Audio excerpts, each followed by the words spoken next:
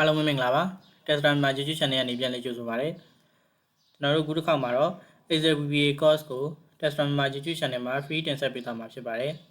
EXCEL VBA course မှာဆိုလို့ရှိရင်တော့ကျွန်တော်တို့ module 12ခုနဲ့ lesson ပေါင်း100ပါဝင်ပြီးတော့ကျွန်တော်တို့ရဲ့ EXCEL VBA course သင်တန်းရဲ့ကြာချိန်ကိုကျွန်တော်တို့3လသတ်မှတ်ထားတာဖြစ်ပါတယ်ကျွန်တော်တို့သင်တန်းရဲ့ဗီဒီယိုတွေကိုအပတ်စဉ်တင်နှစ်လဗိုလ်တခုတောက်ကြ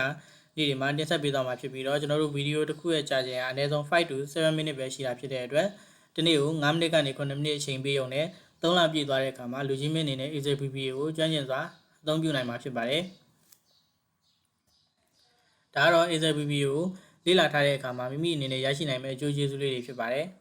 ပထမတစ်ချက်အနေနဲ့ကတော့ automated test ဖြစ်ပါတယ်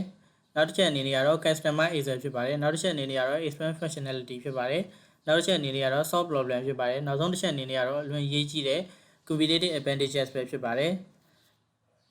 ယခုလိုအကျိုးကျေးဇူးတွေရရှိနိုင်တာဖြစ်တဲ့အတွက် EXCEL VBA course ကိုလူကြီးမင်းအနေနဲ့တက်ရောက်တင်ပါတယ်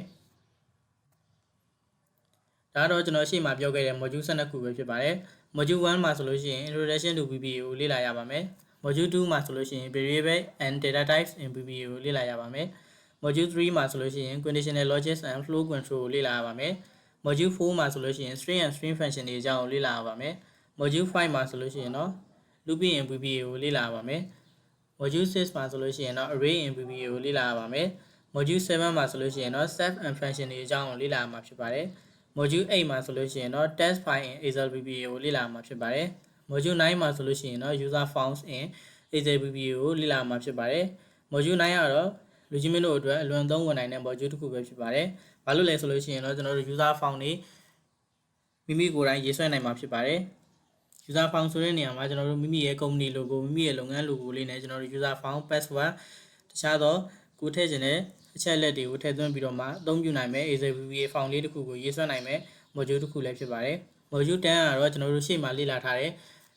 module 9ခုလုံးမှာရှိတဲ့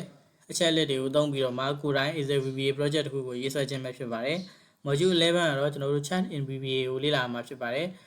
module 12အနေနဲ့ကတော့ကျွန်တော်တို့ free view project တစ်ခုကိုကျွန်တော်တို့ရေးဆွဲမှာဖြစ်ပါတယ်ဒါကတော့ကျွန်တော်တို့ course မှာပါဝင်တဲ့ module 12ခုကိုပြောပြပေးခဲ့တာဖြစ်ပါတယ်နောက်တစ်ချက်အနေနဲ့ကတော့အဲ့ module 12ခုရဲ့တစ်ခုချင်းစီမှာပါဝင်တဲ့ lesson တွေကိုကျွန်တော်ပြောပြပေးပါမယ်ဒါကတော့ module 1မှာရှိတဲ့လေ့လာရမယ့် lesson 13ခုပဲဖြစ်ပါတယ်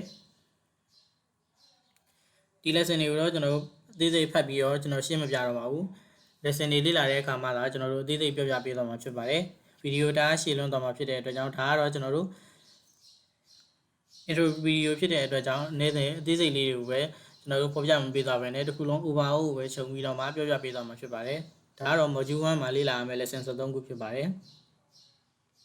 ဒါကတော့ module 2မှာလေ့လာရမယ့် lesson 17ခုဖြစ်ပါတယ်ဒါကတော့ module 3မှာလေ့လာရမယ့် lesson 12ခုဖြစ်ပါတယ်ဒါကတော့ module 4မှာလေ့လာရမယ့် lesson 9ခုဖြစ်ပါတယ်ဒါကတော့ module 5မှာလေ့လာရမယ့် lesson 5ခုဖြစ်ပါတယ်ဒါကတော့ module 6မှာလေ့လာရမယ့် lesson 5ခုဖြစ်ပါတယ်ဒါကတော့ module 7မှာလေ့လာရမယ့် lesson 4ခုပဲဖြစ်ပါတယ်ဒါကတော့ module 8မှာလေ့လာရမယ့် lesson 2ခုဖြစ်ပါတယ်ဒါကတော့ module 9မှာလေ့လာရမယ့် lesson 6ခုဖြစ်ပါတယ်ဒါကတော့ module 10မှာလေ့လာရမယ့် lesson 10ခုဖြစ်ပါတယ်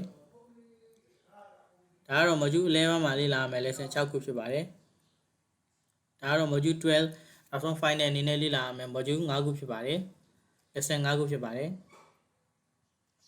โอเคဒါဆိုလို့ရှိရင်တော့ကျွန်တော်တို့သင်တန်းမှာပါဝင်မဲ့ module လေးတွေရဲ့ lesson လေးတွေကိုသိပြီးသွားပြီဖြစ်လို့ရှိရင်နောက်ဗီဒီယိုမှာတော့ကျွန်တော်တို့